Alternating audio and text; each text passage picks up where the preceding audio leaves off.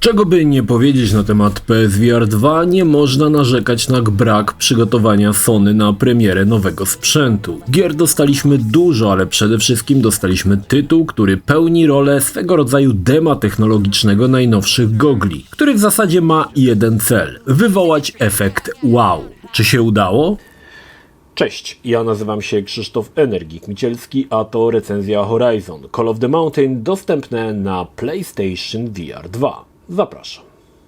Horizon Call of Mountain to VR-owa wersja znanej gry od Guerrilla Games i tak, jest to gra, która ma pomóc zdecydować niezdecydowanym, czy warto nabyć PSVR 2. Jak wspomniałem, to swojego rodzaju demo technologiczne, ale za to jakie? Chyba nie będzie tutaj kłamstwem, jeśli powiem, że Horizon to najładniejsza gra na VR-a, jaka się pojawiła i tak, w mojej opinii przebija Alyx, ale tylko pod kątem oprawy, bo pod kątem mechanik i rozgrywki trochę jej jednak do Half-Life'a brakuje. Tym razem wcielamy się w Rayasa, który należy do plemienia Karja. Został on złapany i w zamian za odpuszczenie win ma się udać do odległej wioski, aby sprawdzić, czemu atakują ją maszyny. Nie będę zdradzał, co jest dalej, bo historia jest na tyle krótka i prosta, że jedno zdanie wyjaśni niemal wszystko. Tak czy tak, Aloy pełni tutaj rolę postaci drugoplanowej i tylko raz zdarzy nam się ją spotkać. Pozostałe postacie spotkamy tylko w zasadzie w bazie. Poza bazą na szlaku ludzi w sumie prawie nie uświadczymy. Historia jest opowiadana przez naszego bohatera, który rodem rasowego schizofrenika uwielbia gadać sam do siebie. I tak, wiem, że w grach to normalne, ale na VR-ze odbierałem to jakoś mocniej. Historia jest w sumie zupełnie nieistotna, nie ma znaczenia co i po co robimy. Gra jest tak skonstruowana, abyś co chwilę rozdziawiał japę i głośno krzyczał wow. Początek gry, gdy płyniemy łódką, to preludium tego, co nas spotka. Deweloper doskonale wiedział, jak sprawić, abyś docenił, że masz nowy gar od Sony na głowie i abyś się upewnił, że był to świetny zakup. Jest to zagrywka psychologiczna, bo gra wrzuca nam na początku niemal wszystko, co ma, a potem wykrzesanie kolejnego wow przychodzi już coraz trudniej. Zwyczajnie początek jest tak przeładowany wołami, że potem ciężko to przebić, ale do tego jeszcze wrócimy. Zasadniczo gra podzielona jest na pewnego rodzaju sekcje. Wspinaczkę, walkę, rozwiązywanie prostych zagadek i eksplorację. Zacznijmy od wspinaczki, bo gra w mojej opinii jest nią wręcz przeładowana. Rozumiem, że w Horizon również było dużo wspinania, ale tutaj jest tego zdecydowanie za dużo. To bardziej symulator włażenia po ścianach, poprzetykany sekwencjami, które wspinaczką nie są. Owszem, ta działa, machanie łapami, aby złapać się krawędzi, zjazd po linie, wszystko jest niezwykle sprawnie i intuicyjnie zaplanowane. Abyśmy mieli jakieś urozmaicenie, co jakiś czas dostajemy nowe narzędzia. Miało to wprowadzić pewnego rodzaju różnorodność, ale sprawdza się średnio. Czy wspinam się na własnych łapach, czy przy użyciu czekanów? W sumie żadna różnica. Dodam, że przy wspinaczkach możemy poczuć faktycznie fizyczne zmęczenie, a każda wspinaczka jest ukoronowana nagrodą. Z góry zazwyczaj jest epicki widok. Szkoda tylko, że po pierwszych dwóch widoczkach na resztę już wzruszamy ramionami. Niemniej mechanika wspinania wyszła bardzo dobrze. Walkę zrealizowano w trochę inny sposób. Walczymy ze znanymi dobrze maszynami, jednak nie ma tutaj swobody ruchu, a poruszamy się po okręgu niewielkiej areny, więc w zasadzie możemy tylko poruszać się na boki lub robić uniki również na boki. Ma to sens, bo walka niejednokrotnie toczy się z kilkoma przeciwnikami i w normalnym trybie nie wiem, czy byłoby to realne, aby to przejść. Do ataku używamy początkowo łuku i strzał, a potem ewentualnie procy. I tutaj również fajnie to zorganizowano. Po łuk sięgamy za siebie, następnie drugą ręką sięgamy za siebie po strzały i symulujemy napinanie łuku. System celowania wybacza mnóstwo błędów i nawet nie trzeba zbytnio się starać, aby w coś trafić. Strzała i tak doleci. Co ciekawe, mamy kilka rodzajów strzał, dokładnie jak w poprzednich grach. Strzały zapalające, rażące prądem, czy zadające potężne obrażenia. Fajnym bajerem jest to, że sami te strzały kraftujemy, łącząc grot, lotkę i badyla w jeden obiekt. Niby to pierdoła, ale i tak fajna. Niemniej pod koniec gry szyjemy strzałami jak jakiś Hawkeye. Choć pojedynki są wymagające i można ponownie się nieźle napocić, w zasadzie każda walka to pewnego rodzaju starcie z bossem. Proste czujki padają dość szybko, ale gdy trafimy na mocarniejszego przeciwnika, zaczyna się porządna zabawa. zabawa, bo tradycyjne strzały zabierają minimalnie energii, więc trzeba kombinować, używać porozstawianych wybuchających beczek, czy próbować trafić strzałami specjalnymi. Maszyny oczywiście mają pewne miejsca na ciele, które można odstrzelić, co powoduje zadanie większych obrażeń. Dodam, że będziemy pojedynkować się niemal z każdą maszyną, którą znamy z wcześniejszych gier, a same walki za każdym razem dostarczają mnóstwo emocji, są dość trudne i wymagające, także tutaj duży plus. Zagadki w Horizonie to raczej proste zadanka typu strzel, aby zdjąć blokadę, czy wstaw koło zębate w maszynę, aby ta zadziałała. Nie ma tutaj zbyt dużo finezji, aczkolwiek są pewne zadania poboczne, które sprawiały, że krew mnie zalewała. Wzorem Assassin's Creed Valhalla mamy specjalne miejsca, gdzie musimy ułożyć piramidę z kamieni, aby była określonej wysokości. Pomysł był spoko, ale z racji, że nie czujemy ciężaru kamieni, operowanie nimi jest dość trudne. Czasami zawadzimy czymś i kopiec się rozpadnie, czasami zawiedzie fizyka i tak dalej. Irytujące zadania nie ma co i przy tym w sumie zupełnie zbędne i niefajne. Myślę, że można było w to miejsce zaproponować coś zupełnie innego i nikt by nie miał żalu. Zanim przejdziemy do eksploracji, warto wspomnieć, że co jakiś czas zbieramy części do nowych narzędzi potrzebnych w naszej wyprawie. Fajne jest to, że po powrocie do bazy sami musimy te narzędzia złożyć.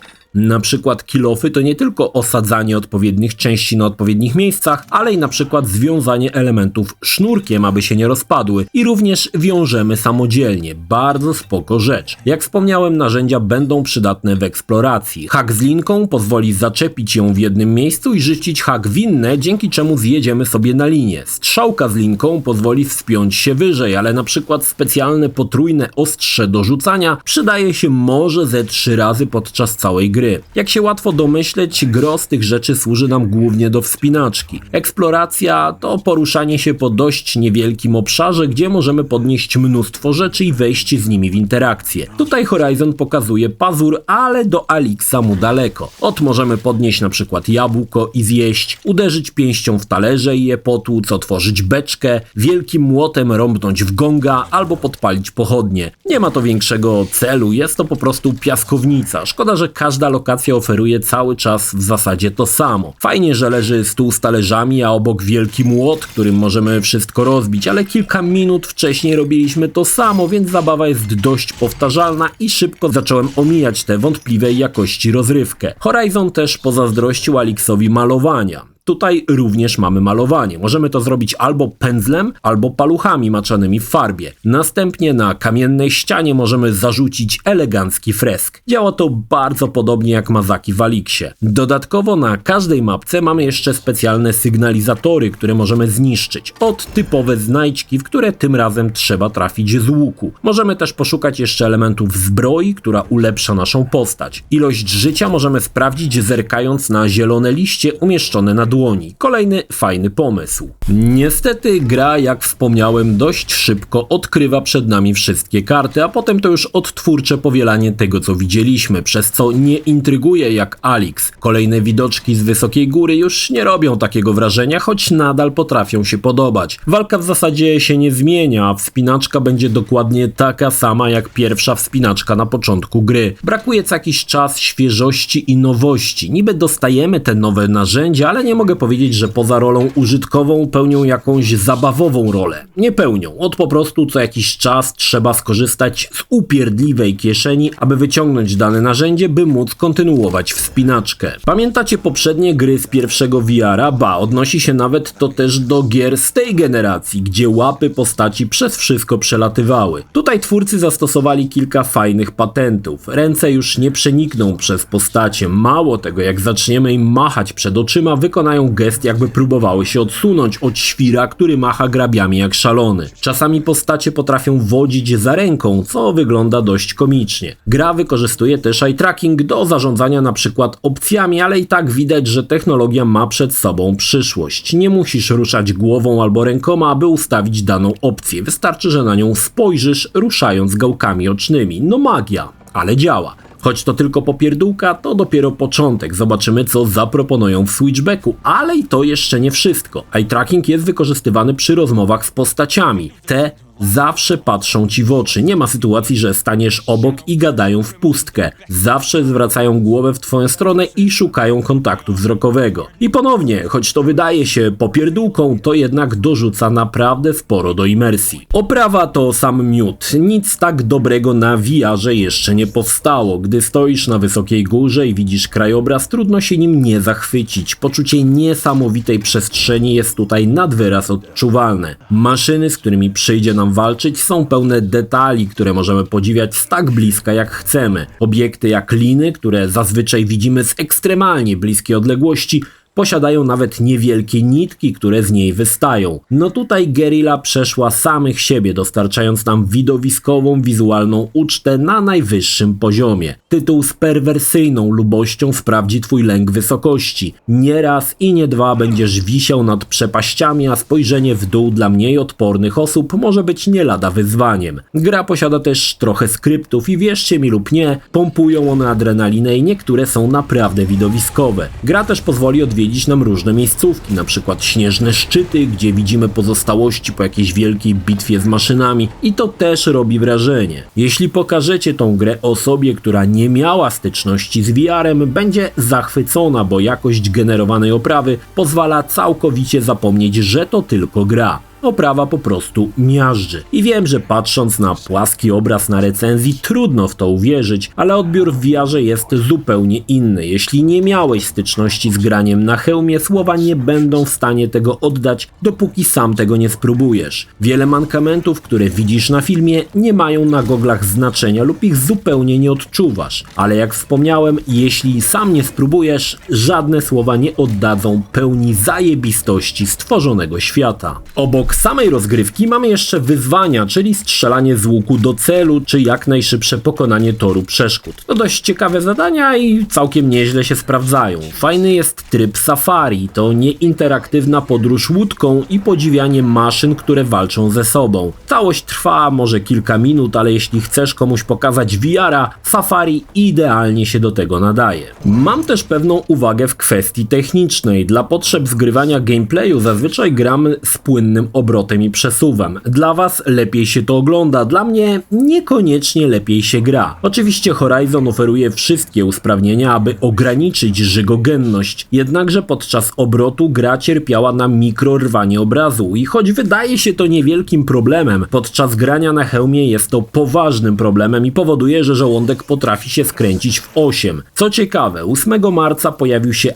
update do hełmu i te problemy znikły. Nie wiem, czy jest to związane z update'em, ale ogólnie ostrzegam. Oczywiście jeśli grasz z obrotem stopniowym, problem nie istnieje. Horizon Call of the Mountain to taka trochę piękna bombka. Jest świetna, ładnie wygląda, ale w środku jest pustawo. Gra za bardzo nastawiona jest na wspinaczkę, a za mało w tym wszystkim mięsa. Widać, że to tytuł, który ma sprzedawać VR i jeśli tylko będzie możliwość potestowania gdziekolwiek PSVR, jestem w 100% pewien, że będzie na nim odpalony Horizon. Ta gra będzie potrafiła niejednego przekonać do zakupu, bo tytuł w tym aspekcie sprawdza się rewelacyjnie. Jako rozgrywka, cóż, Alyx robi to lepiej i oferuje większą różnorodność, ale no właśnie, tak dobrze nie wygląda. Pomimo wad, Horizon Call of the Mountain to absolutny must have dla posiadaczy PSVR 2. Wiem, bo testowałem to na zakrapianej imprezie na znajomych, którzy po kilku minutach już zaczęli się dopytywać, ile PSVR 2 kosztuje i gdzie go kupić. Tak, Horizon ma moc, tylko po jego ukończeniu pozostaje pytanie, czy pojawi się coś jeszcze, co będzie potrafiło go przebić.